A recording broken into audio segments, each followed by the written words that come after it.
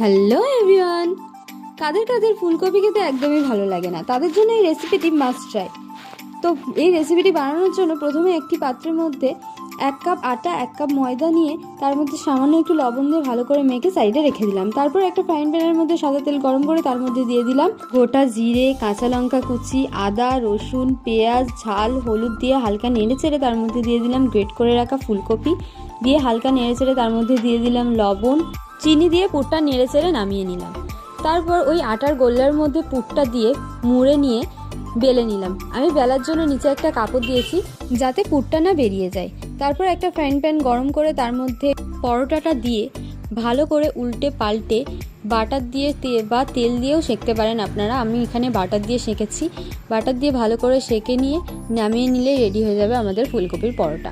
আমি কেচাপের সঙ্গে খেয়েছি, আপনারা চাইলে দই দিয়েও খেতে পারেন। ভিডিওটি ভালো লাগলে চ্যানেলটি সাবস্ক্রাইব করে আমার পাশে থাকবে।